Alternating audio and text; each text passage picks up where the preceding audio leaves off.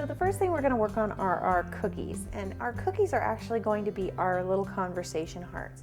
And conversation hearts are, of course, the little pastel hearts that come in the pink boxes that have the sayings on them. Really cute, really good way to kind of express any sort of emotion. If you're trying to tell somebody, you know, that you love them or you miss them, it's a really cute way to do it.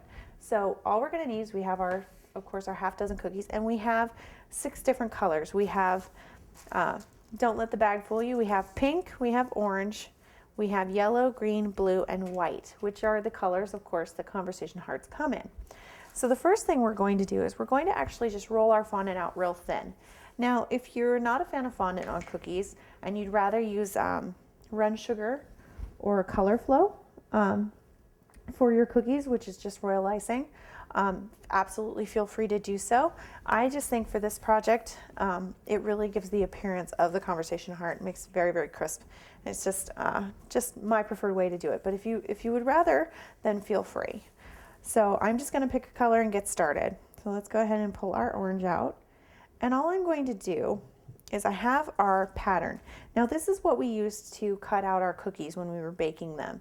And the great thing about this is your cookies are, of course, going to spread a little bit. So if you go back and you use the same exact pattern, you can just get that nice, sharp, crisp heart shape, and you can lay it right on your cookie. So here we go.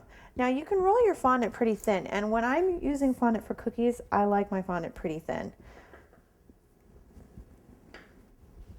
You're really just trying to get the color. You're not really trying to do anything kind of texturally or for flavor. It's more just for the color. The flavor of the cookie is really going to come through. So let's get that pretty thin. See if that's big enough. Yep. All right. And so all we're going to do is take one of our cookies and our brush for construction. And with our X-Acto knife, we're just going to kind of hold our pattern down.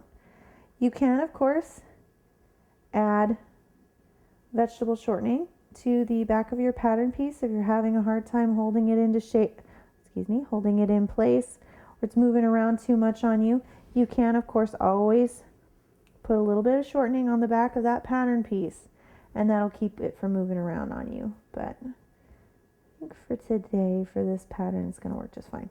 There we go. Okay, so we have our heart. It got a little banged up, so I'm going to just flip it over. Don't worry about all the cornstarch. We can take that off here in a minute. And what I'm going to do is I'm going to pick it up really gently in my hands, and I'm just going to brush the back ever so lightly with some water. Now, the great thing about fondant is the fact that it does not need anything special to stick to things. Fondant gets really, really sticky once it gets wet, and it'll stick to just about anything, just with a little bit of water, which is great. So you're going to get it damp and then center your cookie, and we're just going to lay this right on top, just centered as best you can. Okay. And that's all we're going to do.